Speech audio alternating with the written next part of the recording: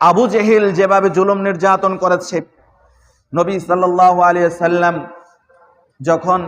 তখন মেরাজের ঘটনার আগেও নবী সাল্লাল্লাহু আলাইহি সাল্লামের উপর সালাত, আগেই বলেছি প্রত্যেকটা দুনিয়ার বুকে যত নবী এবং রাসূল এসেছেন প্রত্যেকটা নবী রাসূলের উপরই সালাত ফরজ ছিল। তবে সেই সালাতের ভিন্নতা ছিল, বিভিন্ন ধরন ছিল, তবে সালাত ফরজ ছিল। নবী সাল্লাল্লাহু আলাইহি সাল্লামকেও সালাত আদায়ের নির্দেশ দিয়েছেন। কোন কোন বর্ণনায় পাওয়া যায় নবী সাল্লাল্লাহু আলাইহি সাল্লাম তখন 2 ওয়াক্ত, মেরাজের পূর্বে 2 ওয়াক্ত সালাত পড়তেন, সূর্যোদয়ের পূর্বে, সূর্যাস্তের পূর্বে। তো এই 2 ওয়াক্ত সালাত পড়তেন নবী সাল্লাল্লাহু আলাইহি সাল্লাম। নবী সাল্লাল্লাহু আলাইহি সাল্লাম যখন এই সালাতে দাঁড়াতেন তখন অনেকেই বিরোধিতা করতেন। নবী সাল্লাল্লাহু আলাইহি সাল্লামকে বিশেষ করে আবু জেহেল বিরোধিতা করতেন। আবু জেহেল এমন বিরোধিতা করতেন যে নবী সাল্লাল্লাহু আলাইহি সাল্লাম যখন নামাজে দাঁড়াতেন, সালাতে দাঁড়াতেন, তার ওপর বরকি বা ছাগলের নাড়ি বুড়ি, ছাগলের হাড় হাড্ডি এগুলো নিক্ষিপ্ত করতেন।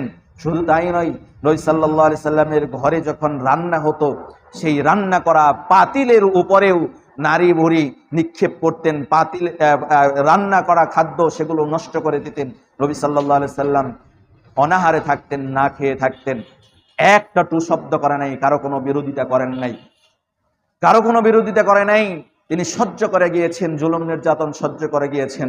এমন একদিন এসেছে, এমন এক সময় এসেছে যে আবু জেহেল তিনি নবী সাল্লাল্লাহু আলাইহি ওয়াসাল্লামকে বলছেন, নবী সাল্লাল্লাহু আলাইহি ওয়াসাল্লামকে বলছেন যে তোমাকে আমি সালাত আদায় করতে নিষেধ করেছি, কেন তুমি সালাত আদায় করছো?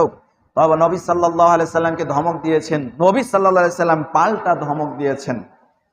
নবী সাল্লাল্লাহু আলাইহি ওয়াসাল্লাম পাল্টা ধমক দিয়েছেন। তো আবু জেহেল বলছেন তুমি আমাকে ধমক দিচ্ছ, তোমার চাইতে অনেক বেশি ক্ষমতা আমার রয়েছে। তো এভাবেই তিনি একদিন কি করলেন, নবী সাল্লাল্লাহু আলাইহি ওয়াসাল্লাম একদিন সালাতে দাঁড়িয়েছেন, আবু জেহেল সহ অনেকেই সেখানে উপস্থিত হয়েছেন। উপস্থিত হয়ে তিনি অপেক্ষা করছেন। তো আবু জেহেল তার সাঙ্গপাঙ্গকে নির্দেশ দিচ্ছেন যে অমুকের বাড়িতে উট জবা হয়েছে, অমুক জায়গায় উট জবা হয়েছে, কে আছো সেই উটগুলো নিয়ে আসতে পারবে। তো সালাতরত অবস্থায় আবু জেহেল অপেক্ষা করছেন নবী সাল্লাল্লাহু আলাইহি সাল্লাম কখন সিজদায় যাবেন। নবী সাল্লাল্লাহু আলাইহি সাল্লাম সিজদায় গিয়েছেন।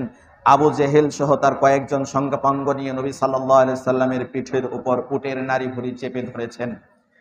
আব্দুল্লাহ ইবনে মাসউদ তিনি উপস্থিত ছিলেন। উপস্থিত থাকার পরেও এমন অবস্থা ছিল তিনি কিচ্ছু করতে পারেন নাই। তিনি ঝরঝর করে কাঁদছেন, নবী সাল্লাল্লাহু আলাইহি সাল্লামের কষ্টকে নিজের চোখে দেখছেন।